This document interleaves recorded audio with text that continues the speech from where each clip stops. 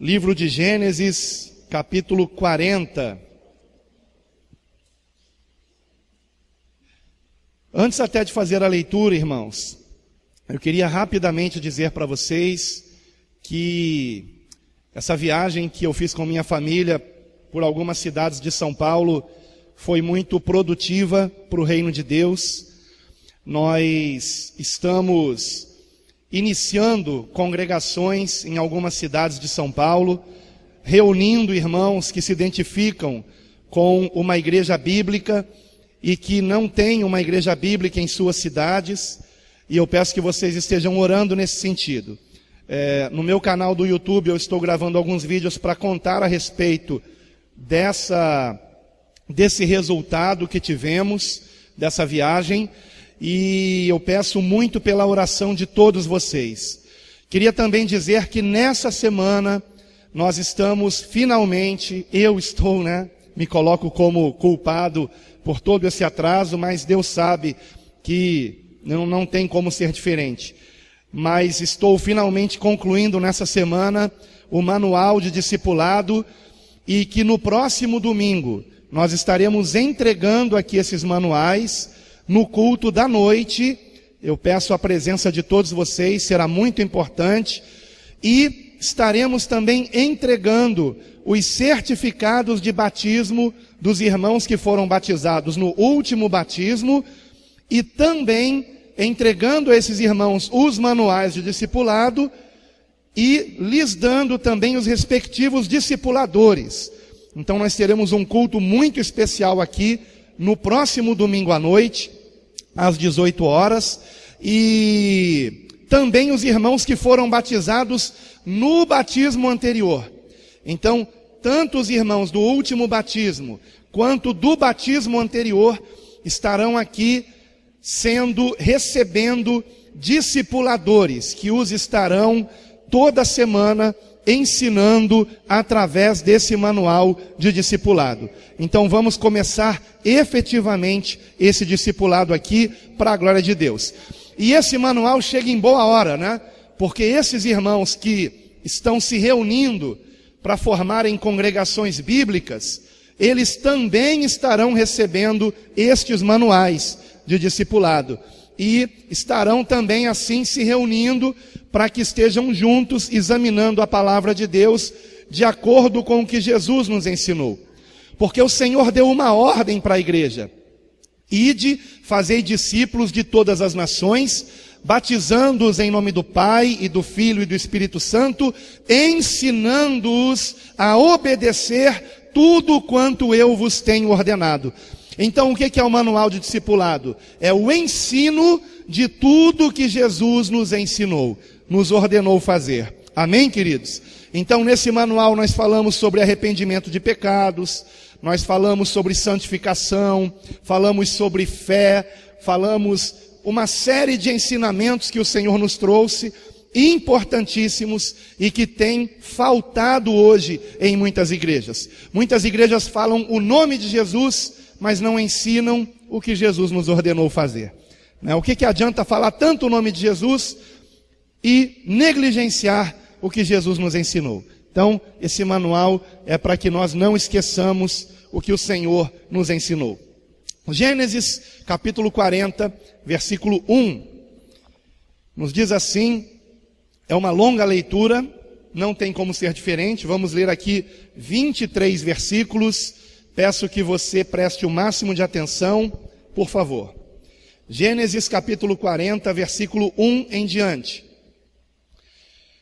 E aconteceu, depois destas coisas, que o copeiro do rei do Egito e o seu padeiro ofenderam o seu senhor, o rei do Egito. E indignou-se Faraó muito contra os seus dois oficiais, contra o copeiro mor e contra o padeiro mor, e entregou-os à prisão na casa do capitão da guarda, na casa do cárcere, no lugar onde José estava preso. E o capitão da guarda pô-los a cargo de José, para que os servisse e estiveram muitos dias na prisão. E ambos tiveram um sonho, cada um seu sonho na mesma noite, cada um conforme a interpretação do seu sonho, o copeiro e o padeiro do rei do Egito, que estavam presos na casa do cárcere. E veio José a eles pela manhã, e olhou para eles, e viu que estavam perturbados. Então perguntou aos oficiais de Faraó, que com ele estavam no cárcere da casa de seu senhor, dizendo: por que estão hoje tristes os vossos semblantes? E eles lhe disseram: tivemos um sonho, e ninguém há que o interprete. E José disse-lhes: não são de Deus as interpretações? Contai-mo, peço-vos. Então contou o copeiro mor o seu sonho a José e disse-lhe: eis que em meu sonho havia uma vide diante da minha face, e na vide 3 ramos, e brotando ela, a sua flor saía, e os seus cachos amadureciam em uvas. E o copo de Faraó estava na minha mão, e eu tomava as uvas, e as espremia no copo de Faraó, e dava o copo na mão de Faraó. Então disse-lhe José: esta é a sua interpretação. Os 3 ramos são 3 dias. Dentro ainda de 3 dias, Faraó levantará a tua cabeça e te restaurará ao teu estado, e darás o copo de Faraó na sua mão, conforme o costume antigo, quando eras seu copeiro. Porém, lembra-te de mim, quando te for bem, e rogo-te que uses comigo de compaixão, e que faças menção de mim a Faraó, e faze-me sair desta casa. Porque, de fato, fui roubado da terra dos hebreus, e tampouco aqui nada tenho feito para que me pusessem nessa cova. Vendo então o padeiro mor, que tinha interpretado bem, disse a José: eu também sonhei, e eis que 3 cestos brancos estavam sobre a minha cabeça, e no cesto mais alto havia de todos os manjares de Faraó, obra de padeiro, e as aves o comiam do cesto, de sobre a minha cabeça. Então respondeu José e disse: esta é a sua interpretação. Os 3 cestos são 3 dias. Dentro ainda de 3 dias, Faraó tirará a tua cabeça e te pendurará num pau, e as aves comerão a tua carne de sobre ti. E aconteceu ao 3º dia, o dia do nascimento de Faraó, que fez um banquete a todos os seus servos, e levantou a cabeça do copeiro mor e a cabeça do padeiro mor no meio dos seus servos, e fez tornar o copeiro mor ao seu ofício de copeiro, e este deu o copo na mão de Faraó. Mas ao padeiro mor enforcou, como José havia interpretado. O copeiro mor, porém, não se lembrou de José, antes se esqueceu dele. Amém? Vamos orar. Pai, fala conosco, Senhor, por esse texto. Pai querido, Tu me deste aqui uma grande revelação. Ajuda-me, Senhor, a compartilhar com a Tua igreja, Pai, da qual também faço parte, Senhor, por Tua misericórdia e graça. Que o Teu Espírito Santo fale através do Teu servo, Pai. Que eu seja apenas instrumento em Tuas mãos. E que toda oposição maligna seja repreendida em nome do Senhor Jesus. E ao Senhor nosso Deus, por meio de Cristo, seja toda a honra e toda a glória para sempre. E todos digam amém e amém. Os irmãos podem sentar-se, por favor. Meus amados irmãos, eu glorifico muito a Deus por uma grande revelação que o Senhor me trouxe nesse texto que nós acabamos de ler. Como vocês sabem, nós estamos seguindo um plano de leitura a cada ano, e como sempre acontece, no mês de janeiro nós lemos o livro de Gênesis. E desde que eu li esse capítulo, o Espírito Santo falou fortemente ao meu coração a respeito de uma revelação contida nesta história verídica que aconteceu quando José estava preso no Egito e estava no cárcere, e junto a ele, esses dois homens que são revelados aqui, relatados nessa história, o copeiro-mor e o padeiro-mor do faraó. Eles estavam presos porque, como disse o versículo 1, eles haviam ofendido o rei do Egito. E por causa da ofensa que fizeram ao rei do Egito, foram presos e lançados no mesmo cárcere onde José injustamente também estava preso. E como vocês sabem, Deus havia dado a José o dom não somente de sonhar, mas também de interpretar sonhos. E em determinada noite, tanto o copeiro quanto o padeiro que estavam naquele cárcere tiveram sonhos que lhes perturbaram. E José então lhes perguntou: por que vocês estão perturbados? E eles contaram o sonho. E então José interpretou o sonho do copeiro, cujo resultado era positivo. Então José tomou a iniciativa de contar o sonho do copeiro, dizendo que dentro de 3 dias o copeiro, aquele que dava o cálice ao faraó, estaria sendo liberto do cárcere e voltaria à sua função de ser copeiro-mor do faraó. Quando o padeiro ouviu que o sonho era positivo, o sonho que o copeiro teve, ele pediu que José também interpretasse o seu sonho. Antes não tivesse pedido, não é, irmãos? Porque o sonho que o padeiro tinha tido naquela noite era exatamente o contrário. Dentro de 3 dias, aquele padeiro seria morto. E nesta história, queridos, nós temos uma grande revelação. Mais do que nunca, nós veremos aqui que não há nada na palavra de Deus sem um propósito. Esta história não está aqui na Bíblia apenas por ser uma história interessante. Nós temos ensinamentos profundos aqui. Tudo que há na palavra de Deus é muito edificante.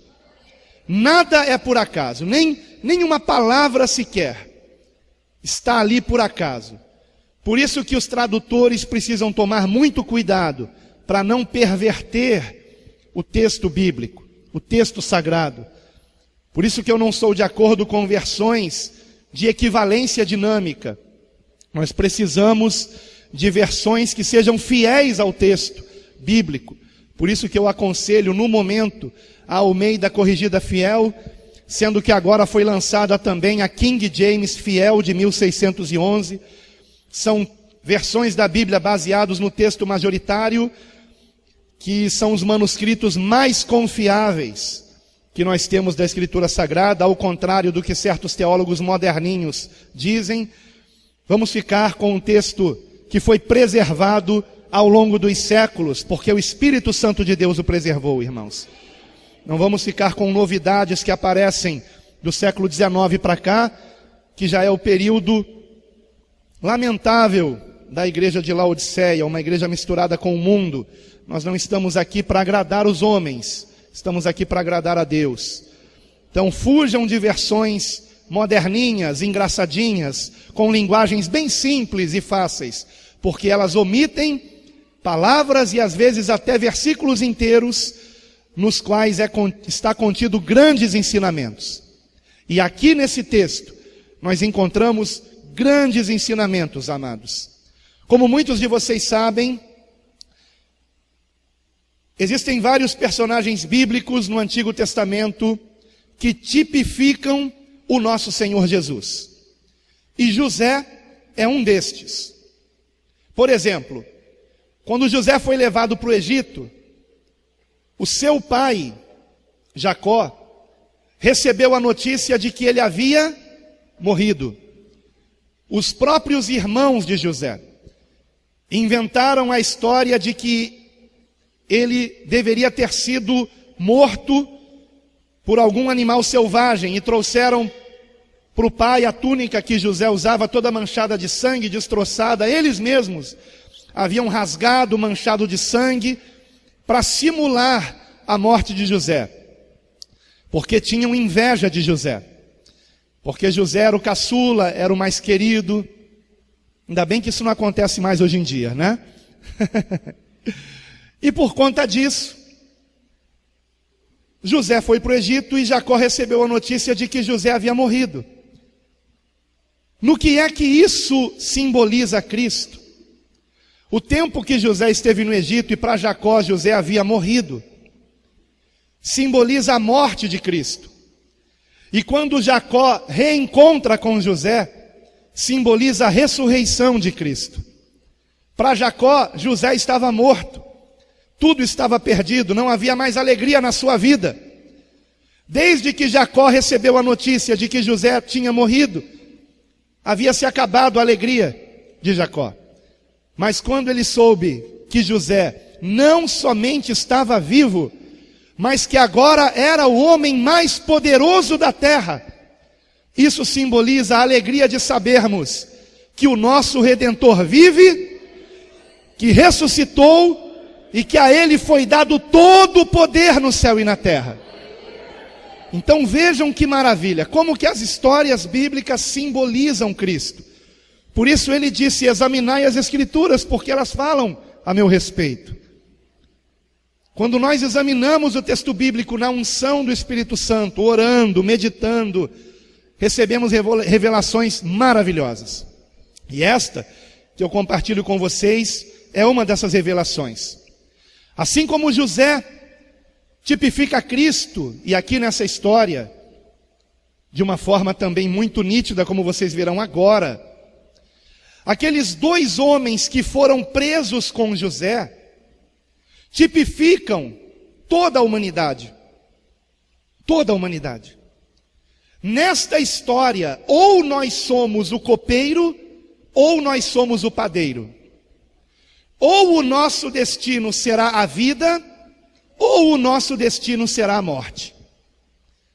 Isso me faz lembrar de um outro fato também real, que foi o momento da crucificação de Cristo, no qual ao seu lado direito e ao seu lado esquerdo também haviam dois homens crucificados. E assim como tanto o copeiro quanto o padeiro estavam presos porque tinham cometido delitos, eles haviam ofendido o rei, da mesma forma aqueles malfeitores estavam crucificados porque mereciam estar crucificados. No entanto, um deles recebeu a vida eterna. O Senhor Jesus a ele disse: hoje estarás comigo no paraíso. No entanto, o outro recebeu a condenação eterna, porque mesmo em face da morte, não se arrependeu dos seus pecados, não temeu a Deus e não reconheceu a Jesus como Cristo, como Filho do Deus vivo, como Rei, como Salvador. Então, assim como a humanidade estava representada naqueles dois malfeitores, porque não pensem vocês que a humanidade está dividida entre pessoas boas e pessoas más, isso não é verdade. Todos nós pecamos, todos nós ofendemos o Rei, você compreende? Todos nós ofendemos o Rei, e merecemos o cárcere, merecemos o castigo. No entanto, ao fim desta vida, que é de fato uma punição, não é? Quanto sofrimento nesse mundo. Por mais que tenhamos momentos alegres, quanta tristeza nesse mundo. Como ontem, por exemplo, aqui na oração, eu cheguei a chorar quando a nossa irmã diaconisa Selma orou por uma criança de 5 anos que foi estuprada pelo pai ou padrasto, não me lembro bem. Imaginem uma criança de 5 anos estuprada, pelo amor de Deus. E o pior é sabermos que às vezes estupram até bebês. Como não nos comovermos com isso? Como não nos comovermos com as cenas que são mostradas da guerra na Síria, por exemplo? Ou mesmo com o que vemos acontecendo aqui no estado do Rio de Janeiro, tanta violência, tanta injustiça, tanta miséria em tantas partes desse Brasil e do mundo. Então, todos nós pecamos, irmãos, e a verdade é que nós não temos que perguntar por que coisas más acontecem a pessoas boas, porque a verdade é que por mais que façamos o bem, sabemos que a nossa natureza é má, e que se não fosse Cristo na nossa vida, talvez nós também seríamos assaltantes, também seríamos promíscuos, também seríamos estupradores, assassinos.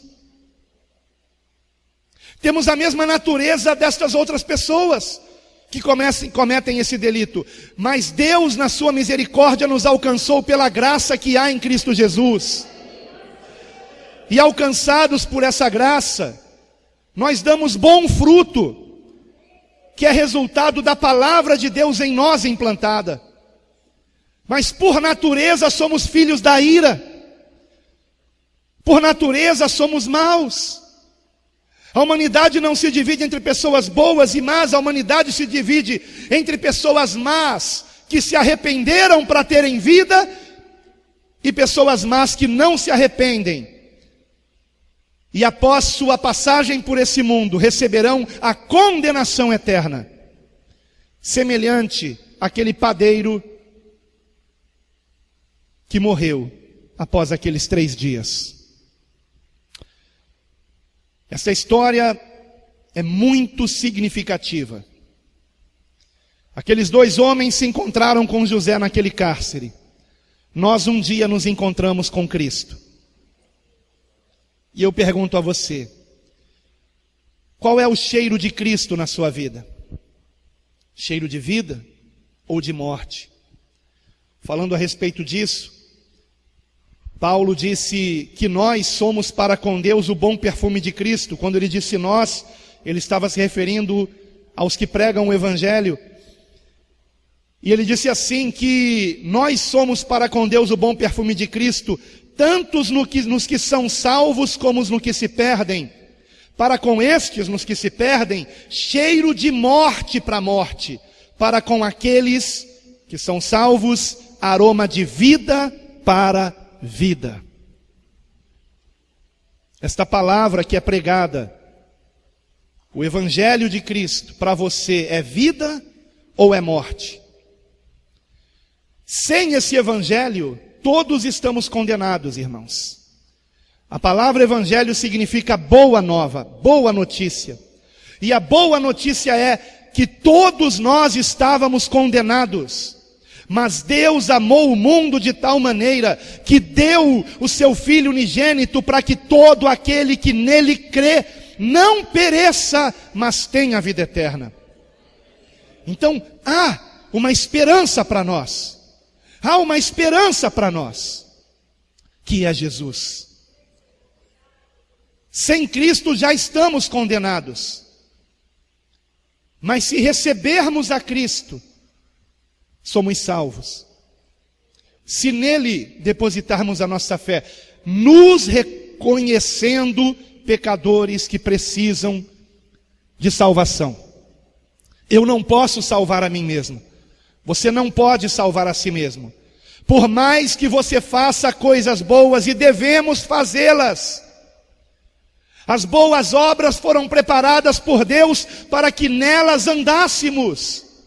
Porém elas não nos salvam. Somos salvos pela graça de Deus por meio da fé em Jesus Cristo. Ainda que eu faça 1 milhão de boas obras, estas boas obras não apagam dos meus pecados sequer. Porque o meu sangue não tem poder de purificar pecados, mas o sangue de Jesus, vertido na cruz do Calvário, tem todo o poder para nos purificar dos pecados e de toda injustiça. Louvado seja o Senhor. Em João 3,36 está asseverado algo tremendo: aquele que crê no Filho tem a vida eterna, mas aquele que não crê no Filho não verá a vida, mas a ira de Deus sobre ele permanece. Essa palavra permanece é importantíssima. Sem Cristo já estamos condenados, mas em Cristo somos salvos pela misericórdia de Deus. E quando estes servos do rei, do faraó, tiveram o seu encontro com José, ali se deu o destino de suas almas. Um deles para a vida e o outro para a morte. Quando José lhes relata a interpretação, José está sendo a boca de Deus ali. José está sendo o profeta do Senhor naquele cárcere. José está pregando a palavra de Deus para eles. E para um foi palavra de vida, para outro palavra de morte. E eu acho, eu não tenho nem adjetivos para expressar aqui o quão admirável é isso, irmãos. Esse mistério contido na palavra de Deus, porque ele é mais profundo do que isso. O mistério vai além disso. Existe outra simbologia nessa história. Porque, irmãos, um deles era copeiro e o outro era padeiro. O copeiro, ele servia o cálice ao rei. E nesse cálice, na maioria das vezes, o que estava contido era vinho. Vinho. Tanto é que nesta história, aqui no versículo 11, é dito no sonho que o copeiro teve: o copo de Faraó estava na minha mão, e eu tomava as uvas e as espremia no copo de Faraó, e dava o copo na mão de Faraó, mostrando que ele servia o que ao Faraó? Vinho, o fruto da vide. E a palavra de Deus declara em Levíticos, aliás, antes de mencionar Levíticos, o Senhor Jesus ilustrou o seu sangue no vinho, no fruto da vide, como por exemplo em Mateus capítulo 26, versículo 27 a 29, ele disse, está escrito que ele tomou um cálice e tendo dado graças o deu aos discípulos dizendo: bebei dele todos, porque isto é o meu sangue. Mas o que havia naquele cálice? Vinho, o fruto da vide. Prosseguindo, o sangue da nova aliança, derramado em favor de muitos para remissão de pecados. E digo-vos que desta hora em diante não beberei deste fruto da videira. Está provado que era vinho, não era qualquer outra bebida, era vinho. Não beberei deste fruto da videira até aquele dia em que o hei de beber novo convosco no reino de meu Pai. Aleluia. Somos convidados a esse banquete com o Senhor, irmãos. Que dia feliz será. Que dia feliz será, meu Deus. Hoje eu entrei aqui no momento do louvor. Eu estava no gabinete examinando ainda alguns versículos, enquanto os irmãos estavam aqui reunidos. E cheguei aqui no momento do louvor, e quando eu entrei, eu fui tomado de uma emoção muito grande. Quando eu vi esta mesa, e naquele louvor maravilhoso, eu imaginei como será tremendo quando nós estivermos no grande banquete, para o qual somos convidados, amados, nos céus com o Senhor. Como será maravilhoso, queridos.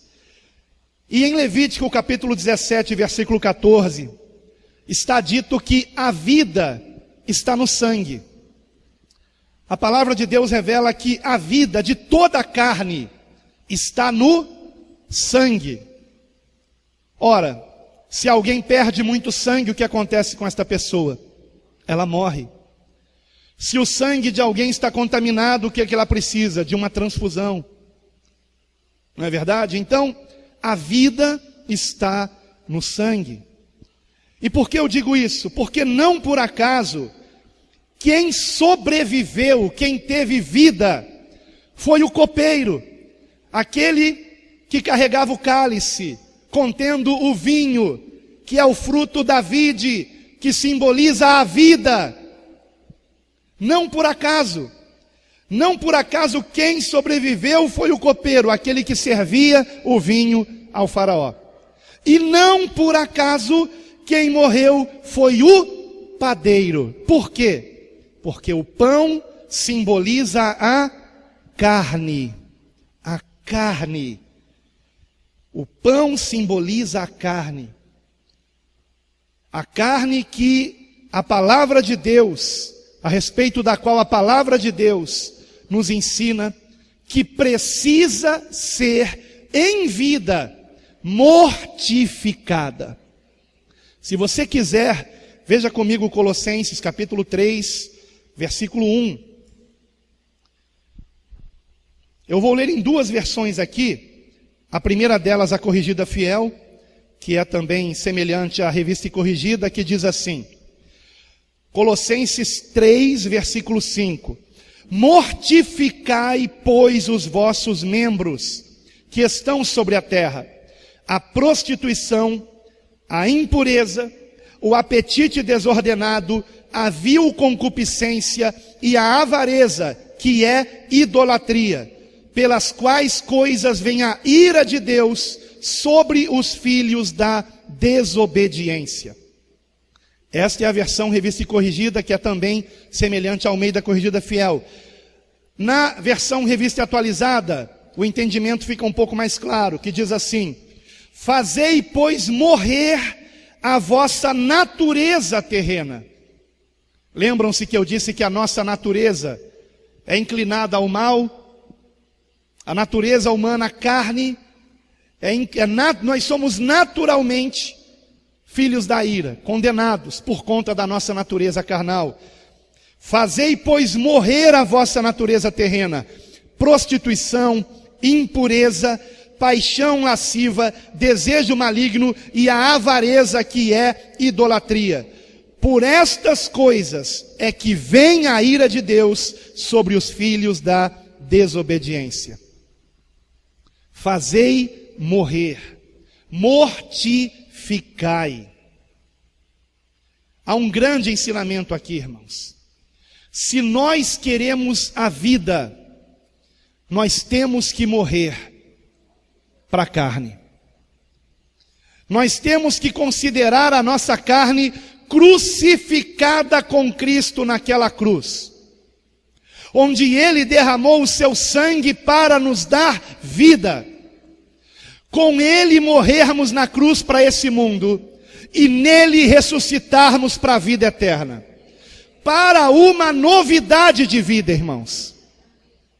Mas a questão é: estamos crucificando o velho homem, a nossa carne, os nossos desejos, os nossos interesses pessoais, ou estamos permitindo que a carne tome o comando da nossa vida, pagando o mal com o mal, se prostituindo, dando vazão a intrigas, fofocas? Tudo isso é carnalidade, irmãos.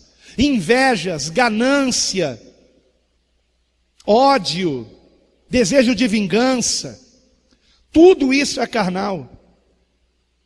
Egoísmo, materialismo, é carnal e conduz à morte. Se você semear na carne, você colherá corrupção, como nos ensinou o apóstolo Paulo. Condenação, juízo de Deus. Mas se semearmos no Espírito, colheremos vida. Se ao invés de pagarmos o mal com o mal, perdoarmos, porque o perdão é divino, irmãos.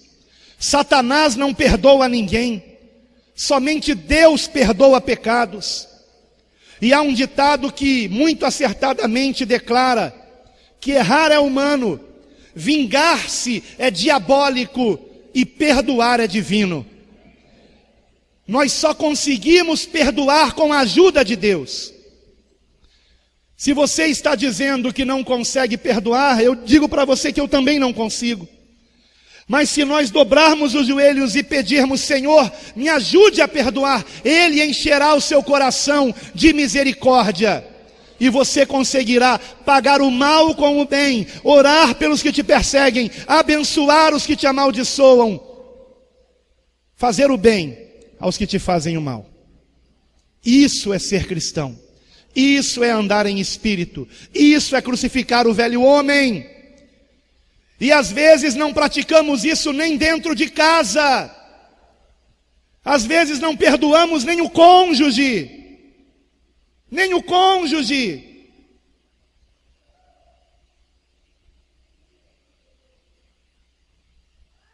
Minha esposa e eu demos um aconselhamento a um casal, não tem muitos dias, não é daqui da nossa igreja, não congrega aqui conosco, mas um casal achegado. E o marido contou para nós algo. Contou para nós um pecado que ele havia cometido. Na frente da esposa. Eu achei aquela atitude bonita, irmãos. Bonita. O marido confessou na frente da esposa para nós, para minha esposa e eu, o pecado que ele havia cometido. E dito também que ele havia se arrependido e por isso estava confessando. Nós temos que confessar os pecados para que tenhamos vida, irmãos. Quando confessamos, sai o peso, compreendem?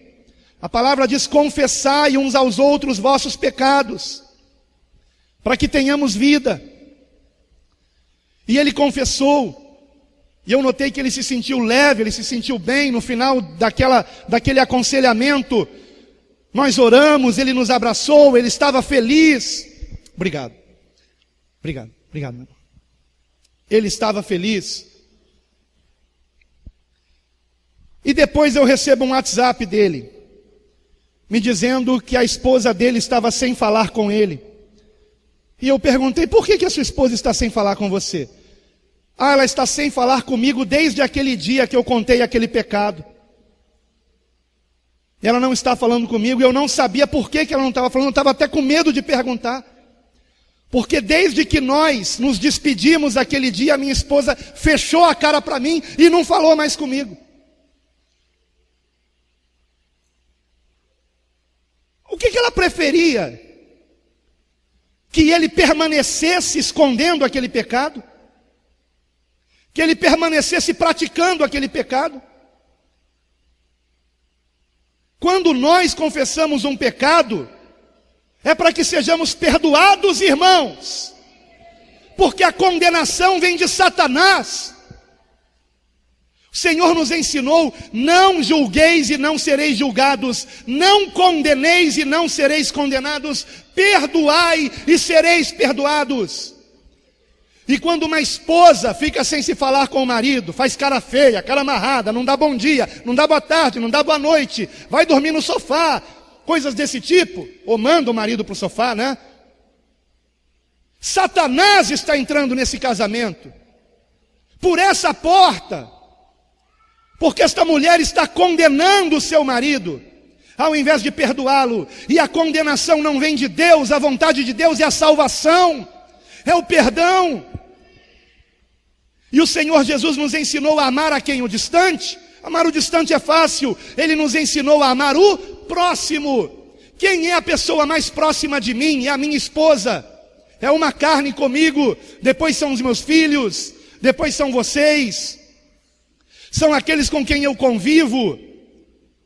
Então eu não posso deixar de perdoar. Perdoar não é um sentimento, perdoar é um mandamento. O Senhor Jesus, após ensinar o modelo de oração que é o Pai Nosso, ele disse: porque se não perdoardes aos homens as suas ofensas, tampouco o vosso Pai Celestial vos perdoará. Porém, se perdoardes, o Pai Celestial vos perdoará as ofensas. Então, em nome de Jesus, vamos praticar o perdão. o perdão, e vamos começar isso dentro da nossa casa. Dentro da nossa casa. A nossa casa, irmãos, é o campo, é o primeiro campo que nós temos que semear, queridos, e colher, é a nossa casa. Se você semeia condenação, paga o mal com o mal, ódio, sabe? Se você semeia isso, misericórdia. Misericórdia. A sua casa será espinhos e abrolhos. Mas se você procurar dialogar, marido com mulher, pais com filhos, irmãos com irmãos, haverá paz, haverá alegria, haverá amor, haverá vida. Aleluia! De que adianta nós estarmos aqui fazendo de conta que somos santos e dentro de casa sermos o diabo? Por que será que eu estou falando isso, irmãos? Não sei da vida de nenhum de vocês não, tá? Mas o Espírito Santo está me levando a falar isso. Não está aqui no esboço. Não está. Mas Deus sabe, irmãos. Deus sabe. Deus sabe se você está mortificando a carne ou se está dando vazão a ela. O que te passa pela cabeça você fala. Que tolo você é.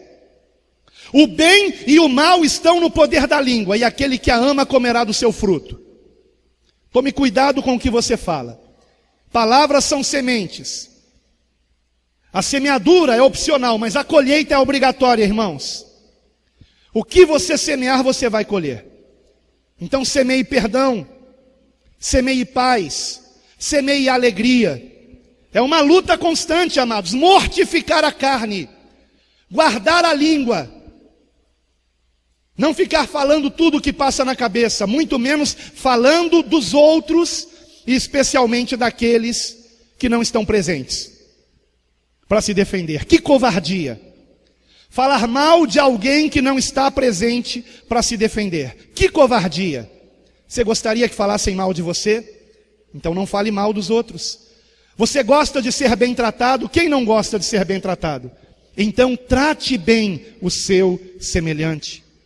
Porque isto o Senhor nos ensinou. Mateus 7:12.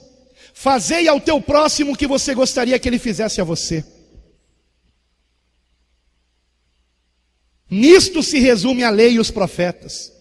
Esse é o caminho. Esse é o caminho. Você quer ser perdoado por Deus? Perdoe. Você quer ser amado por Deus? Ame.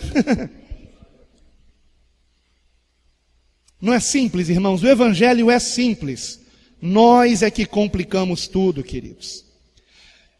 Em Romanos capítulo 6, no versículo 6 está escrito: sabendo isto, será que sabemos mesmo? Que o nosso velho homem foi com ele, com Cristo, crucificado, para que o corpo do pecado seja desfeito, para que não sirvamos mais ao pecado. E no capítulo 8, versículo 1, eu selecionei alguns trechos aqui de Romanos, ele declara: portanto, agora nenhuma condenação há para os que estão em Cristo Jesus. Aí eu pergunto a você, alguém que não perdoa está em Cristo Jesus? Não está. Não está. Não está. Alguém que não ama está em Cristo Jesus? Não está. Mas eu estou punindo para que ele entenda. Quem é que tem que punir? É você? Se o Senhor nos ensinou, nos ordenou, aliás, Jesus, ele não pede nada, ele é o Senhor, então ele ordena. Se para você Jesus está pedindo, ele não é o teu Senhor. E se ele não é o teu Senhor, você não está salvo. Mas se ele é o teu Senhor, então tudo que ele ensina para você é mandamento. É mandamento. E ele nos ordenou perdoar. É uma ordem do Senhor. Nos ordenou pagar o mal com o bem. Então, nenhuma condenação há, Romanos 8:1, para os que estão em Cristo Jesus, que não andam segundo a carne. Olha aí, quem é que está em Cristo Jesus? Quem não anda segundo a carne, mas segundo o Espírito. Porque a lei do Espírito de vida em Cristo Jesus me livrou da lei do pecado e da morte. Portanto, o que era impossível à lei, visto como estava enferma pela carne, Deus, enviando o seu Filho em semelhança da carne do pecado, pelo pecado condenou o pecado na carne, para que a justiça da lei se cumprisse em nós, que não andamos segundo a carne, mas segundo o Espírito. O pecado em nós impedia o agir do Espírito Santo em nossas vidas para que andássemos em Espírito. Mas então Deus fez com que o seu Filho unigênito viesse em carne, nascesse como homem, vivesse como homem, porém sem em nada pecar, para que nele fossem lançados os nossos pecados, ele pudesse tomar sobre si os nossos pecados e pelo seu sangue sem pecado, nos purificar de toda injustiça, para que sejamos cheios do Espírito Santo, para que vivamos em novidade de vida, para que sejamos uma nova criatura, irmãos, não mais guiados pela natureza carnal, mas pelo Espírito Santo de Deus. E em Romanos capítulo 8, ainda no versículo 13 e 14, nós temos a conclusão disso, porque se viverdes segundo a carne, morrereis, mas se pelo Espírito mortificardes as obras do corpo, vivereis. Porque todos os que são guiados pelo Espírito de Deus, esses são filhos de Deus. Quem foi que inspirou os homens que escreveram a Bíblia Sagrada? O Espírito Santo de Deus. Como é que eu sou guiado pelo Espírito de Deus? Quando eu sou guiado pelo ensinamento de Cristo. Cristo é a palavra. Cristo é o verbo que se fez carne. Se eu sou guiado por Ele, eu tenho vida. Mas se eu escolho ser guiado pela minha vontade, pela minha carne, se eu dou vazão a tudo que é carnal e imundo, Cristo deixou de ter perfume de vida e passou a ter cheiro de morte para mim. Como é que eu ando no caminho da vida? É simples. Se você quiser, abra comigo em Gálatas capítulo 5, versículo 16. Gálatas capítulo 5, versículo 16.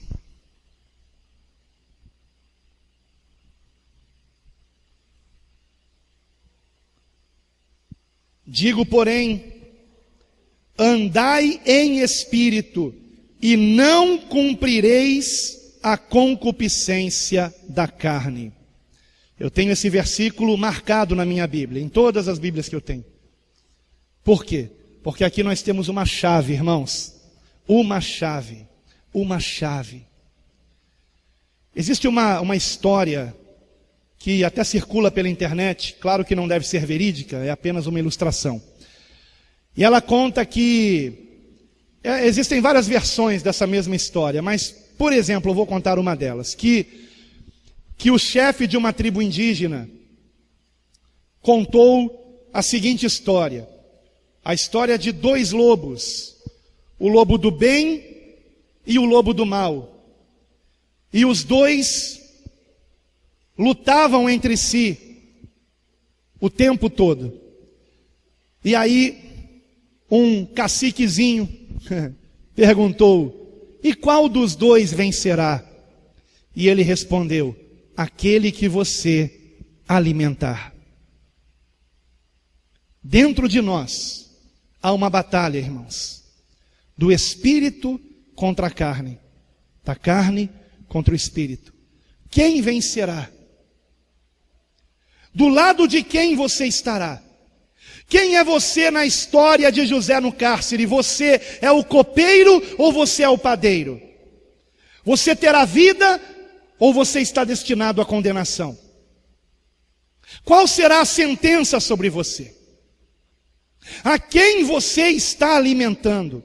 A sua carne ou o seu espírito? Quando você fica diante de uma televisão lá assistindo, sabe-se lá o quê?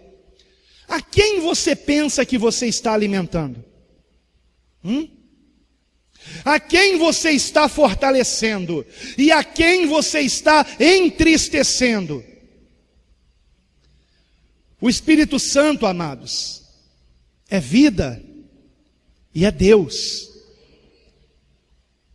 E Deus se entristece com o pecado. Por isso Paulo disse: não entristeçais o Espírito Santo de Deus, com o qual fostes selados. Ele habita em nós, mas nós o entristecemos, irmãos. Quando tomamos decisões erradas, quando gastamos o nosso tempo com coisas vãs, fúteis, carnais. E o pior, que alimentam as trevas, irmãos. Que alimentam as trevas. Se porventura os demônios se alimentam de alguma coisa, eu digo para vocês que é do pecado que eles se alimentam. Quando você peca, você fortalece as trevas. Por isso as coisas pioram. O inimigo se agrada de você. Então qual é a tua decisão? A vida ou a morte? Nós estamos diante de uma decisão aqui. Andai no Espírito. Eu estou andando no Espírito ou eu estou andando na carne? De que adianta nos sentarmos aqui e depois ficarmos fazendo fofoca dos outros? O nosso prazer é falar dos outros. Você vai para o inferno fazendo isso. Será que nós estamos de fato compreendendo o que é estar em Cristo? É andar no Espírito, na vida, na santificação, na paz, na alegria, no amor, não em contendas, não em rixas. Não por acaso esse texto que eu vou ler agora, ele termina no versículo 26 dizendo: não sejamos cobiçosos de vanglórias, irritando-nos uns aos outros, invejando-nos uns aos outros, porque isso é obra da carne. Agora preste muita atenção. Gálatas 5, eu li o versículo 16, andai em espírito e não cumprireis a concupiscência da carne. Vou prosseguir aqui, porque a carne milita, ou dependendo da versão, cobiça contra o espírito e o espírito contra a carne. E estes opõem-se um ao outro para que não façais as coisas que quereis. Mas se sois guiados pelo Espírito, não estais debaixo da lei. Porque as obras da carne são manifestas, as quais são adultério, fornicação, impureza, lascívia, idolatria, feitiçaria, inimizades, contendas, ciúmes, iras, pelejas, dissensões, heresias, invejas, homicídios, bebedices, glutonarias e coisas semelhantes a esta, acerca das quais de antemão vos declarei, ou vos declaro, como também já antes vos disse, que os que cometem tais coisas não herdarão o reino de Deus. Isso é a carne, representada na história por aquele padeiro, pão simbolizando a carne, mas o fruto do Espírito, Espírito que é vida, representada naquela história pelo copeiro, em cujo cálice estava o fruto da vide, que simboliza a vida. Mas o fruto do Espírito é amor, alegria, paz, longanimidade, benignidade, bondade, fé, mansidão, temperança. Contra estas coisas não há lei, e os que são de Cristo crucificaram a carne com as suas paixões e concupiscências. Se vivemos em espírito, andemos também em espírito.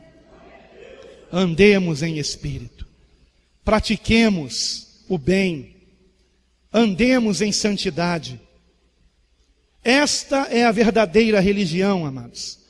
Como disse Tiago, visitar os órfãos e as viúvas nas suas tribulações e guardar-se incontaminado do mundo. Santidade e amor ao próximo. Esse é o caminho da vida. Isso é estar em Cristo. Só conseguimos andar nesse caminho cheios do Espírito Santo de Deus. Então que nós estejamos nos alimentando de Cristo, fortalecendo o Espírito, por meio da meditação na sua palavra, por meio de ouvirmos pregações bíblicas, por meio de orações, mas orações mesmo, não apenas atitudes mecânicas de palavras repetidas, mas orações nas quais estejamos rasgando o nosso coração, nos rendendo ao Senhor, reconhecendo os nossos pecados. Aliás, aqui está o terceiro segredo dessa história. Quando José conta o sonho do copeiro, o que é que José pede ao copeiro? Que quando aquele sonho se cumprisse, o copeiro fizesse uma coisa. O que foi que ele pediu? Ele disse uma frase: lembra-te de mim. Ou seja, não esqueça que eu fui usado por Deus para revelar a você esse sonho. Conte isso ao faraó. Lembra-te de mim. Diga a ele que há alguém nesse cárcere que é usado por Deus. Lembra-te de mim. José tipifica Cristo. Cristo perdoou os nossos pecados. Cristo nos deu a vida. Será que nós estamos nos lembrando dele?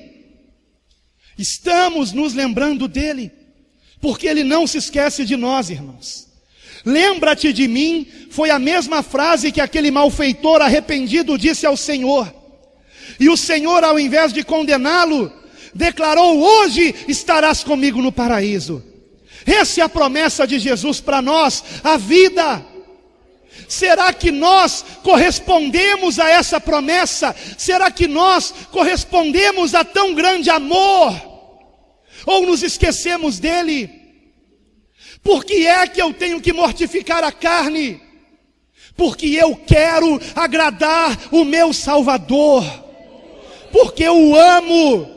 E a única forma de provar que eu o amo é guardando os seus mandamentos. Aquele que tem os meus mandamentos e os guarda, disse o Senhor, esse é o que me ama. Esse é o que me ama. Não é aquele que fica cantando eu te amo Jesus e faz tudo de errado, mas é aquele que guarda os mandamentos do Senhor. Esse é o que o ama. Esse é o que o ama. Você tem se lembrado de amar o Senhor? Ou nas suas atitudes você tem mostrado que você o despreza? Lembra-te de mim. E a prova de que isto é uma ilustração do que acontece quando nós nos convertemos a Cristo é que depois de 2 anos, finalmente, o copeiro se lembrou de José. No último versículo do capítulo 40 que nós lemos, está escrito que o copeiro mor não se lembrou de José, antes esqueceu-se dele. Porém, no versículo seguinte, o primeiro do capítulo 41, está dito que ao fim de 2 anos inteiros, Faraó sonhou. E ninguém conseguia interpretar o sonho do faraó. No entanto, o copeiro se lembrou de José. Aí no versículo de número 9 diz assim, o texto sagrado: então falou o copeiro mor a Faraó, dizendo: das minhas ofensas me lembro hoje. Uau! Das minhas ofensas me lembro hoje. Lembrar-se de Cristo é o mesmo, aliás, e só pode ser isso, amados. Só pode ser isso. Lembrar de Cristo, irmãos, é nos lembrarmos das nossas ofensas. Como assim? Nos lembrarmos de que por causa dos nossos pecados, Ele precisou sacrificar a sua carne naquela cruz. Isso é se lembrar de Cristo.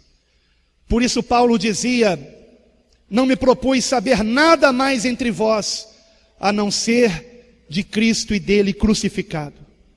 A cruz de Cristo não pode estar separada de Cristo. Algumas pessoas dizem, como por exemplo eu li outro dia um comentário em um dos vídeos que estão no meu canal do YouTube, e a pessoa dizia que ela é de uma outra religião, mas que ela é cristã, porque nessa religião eles seguem os ensinamentos de Cristo.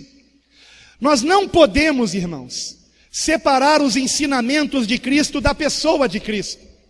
Eu sei que nessa religião eles praticam boas obras, são muito caridosos, procuram fazer obras sociais em orfanatos, em asilos, e tudo isso é muito bom, e tudo isso é importante, porém nada disso nos salva, irmãos.